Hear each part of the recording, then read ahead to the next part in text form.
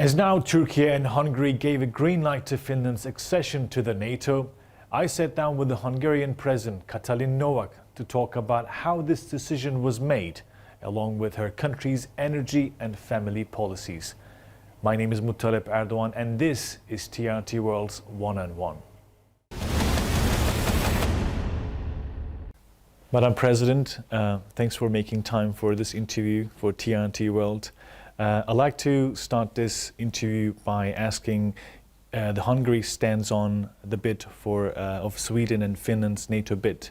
And we know that you have just signed the bill that allows Finland to join the NATO. But how about Sweden, and can you tell us about this whole process? So first of all, thank you so much for this interview, for this opportunity. So before answering your question, it's just that I would like to express the deepest condolences of the Hungarian people, of the whole Hungarian nation, because when this tragic earthquake or the earthquakes hit Turkey, then everybody in Hungary realized that how our lives can change from one day to the other. And that is why we are there. We have been there from the first moment on to show our sympathy and our love for the Turkish people. And to answer your question about the NATO accession, well, we are living in war times. We in Hungary, we are in a neighboring country to Ukraine, so we really do understand what this threat means right now. And I think that in these demanding times, we have to stay united, and we also have to show our strength. And NATO is an important alliance, and NATO should be strengthened. And NATO should also remain united and strengthened. That is why it is important that there are countries which understand the open doors policies of the NATO and decided themselves to join the NATO. And we have to raise the questions in our specific countries also, if we can agree with that. And that is also a question if the people in those given countries agree. For example, in Hungary, when we decided to join the NATO, we had a referendum about this issue. It is the decision of a sovereign country either to have or not to have referenda. Neither Finland or Sweden organized referenda about the NATO accession, but they themselves decided. Actually, Sweden, just the Swedish parliament, just last week decided on their NATO accession after a long debate. So I just would like to emphasize how complicated these questions are. And when we talk about war situation, then these questions become even more complicated than usually. So I think that we should have debates about these decisions. We should really consider the pros and cons when we come to taking decisions about enlarging NATO. But in Hungary, these discussions are actually going on. The Hungarian parliament decided already about Finland's NATO accession. I myself signed Finland's NATO accession. I mean the ratification of Finland's NATO accession on Tuesday. So we have the positive decision about Finland in Hungary already. And I also welcome the decision made in Turkey about Finland's accession. So the ratification has been done also in Turkey during my official visit, which I also welcome. And there are some debates in Turkey and also in Hungary about Sweden's accession. The Hungarian parliamentarians have to decide themselves. There are some harsh debates because from Sweden's high representatives, there were some unacceptable statements about Hungary. And some of the Hungarian members of the parliament, they now raise the question if they have to agree with this decision or not. And I have my personal opinion, but that's right now due to the parliamentarians to decide.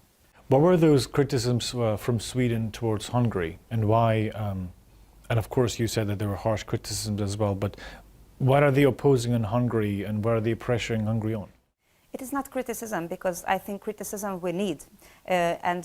Criticism can be positive as well. I think we should be rather critic with each other, and we speak eye to eye or tete-a-tete with each other, then we should be even more critical among allies than publicly.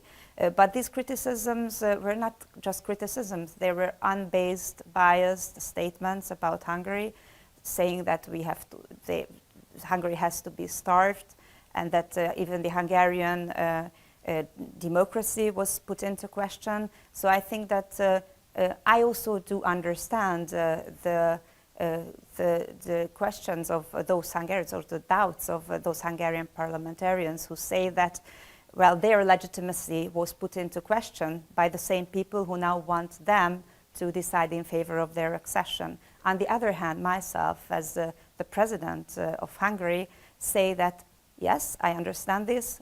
I think we should now put these issues aside and say that now in this very difficult, demanding situation, we have more reasons to accept into the NATO Sweden than to refuse this. So I am in that situation in favor of Sweden's accession to the NATO. I think that NATO can become stronger by receiving Sweden. But I also do understand the concerns of Turkey, and also I do understand the concerns of the Hungarian parliamentarians. You have been in talks with Azerbaijan about the gas diversification, how feasible it is. And we also heard your statement about the Turkish Stream and how reliable it could be for the future gas trade or providing supplies to Hungary. What's your policy towards having these talks with Azerbaijan? What are you actually aiming to achieve from that? So first of all, for those who don't really know the Hungarian geography, let's say, I have to emphasize that Hungary is a landlocked country. So we are in a quite difficult situation. We are in high percentage dependent of Russian oil and gas as well. So we are not from an energetic point of view, we are not an independent country, I should say. And no matter how bad it is, that's the situation which we cannot change from one day to the other. What we can do is to diversify our energy resources, and that is what we are doing. We want to decrease our dependence from Russia's energy, but still, for the moment, just as some other European countries, we are very much dependent of Russian oil and gas. And we spoke about the gas. Well, yes, we are diversifying as well. So we have talks with Azerbaijan. I also personally met President Aliyev, and we speak about having some more resources from Azerbaijan. But from that aspect, we also do need Turkey, of course, because again, if you look at the map, we need Turkey in order to bring the gas from Azerbaijan all the way through Turkey, through Romania, Bulgaria, Romania, all the way to Hungary. So we need all these countries as well, but Turkey on the first place.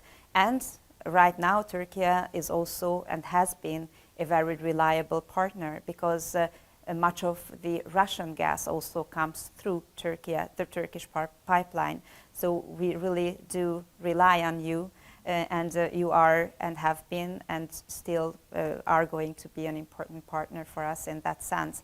We are trying to use even more our inner resources, which we don't have as much as we would need, but still we are trying to find new gas fields in Hungary as well. Of course, we are counting very much on nuclear. I think that is also a common point with Turkey, because I know that you want to put more emphasis on your nuclear energy sector. So right now you are working on that. We are strengthening also our nuclear capacities, because we do need that as well, and of course renewable.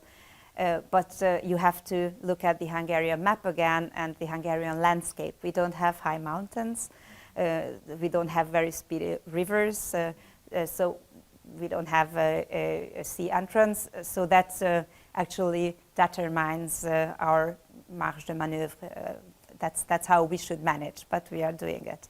And hopefully it works out and then becomes what you say. Yes, because the most important is that we have to manage our lives. It is not that we want to turn off the heating by 2 degrees. It is a question of, let's say, life and death right now in Hungary.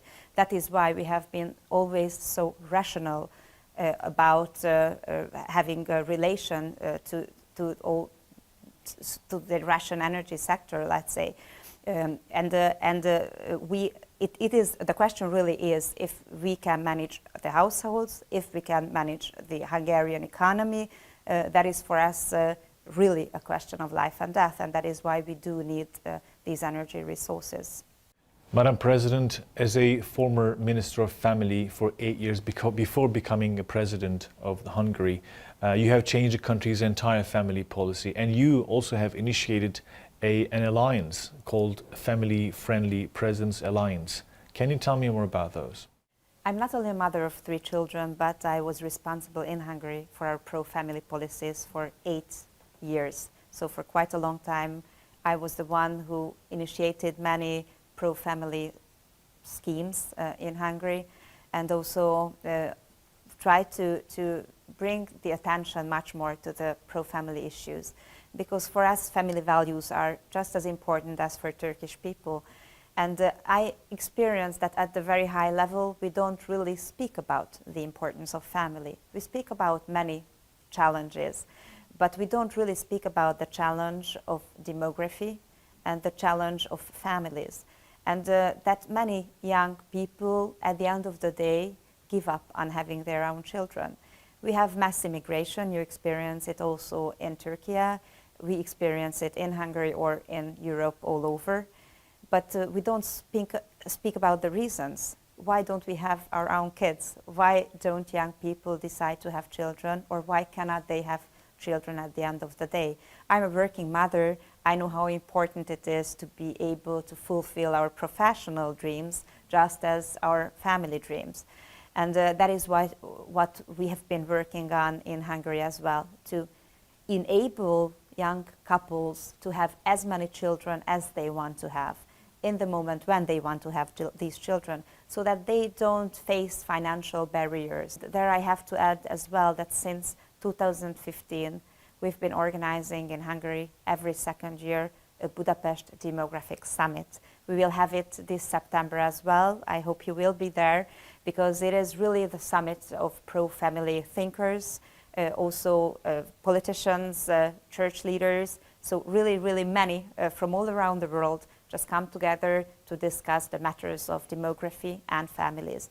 Can you imagine that in none of our countries in Europe is the fertility rate above 2? So it means that in none of our countries have enough children in order to at least maintain our population. That is a disaster, and we speak about so many issues, but we don't really touch upon the issue of the demographic winter we are experiencing. What is the reason behind? So first of all, to really awareness raising, to draw people's attention to that issue at the highest level.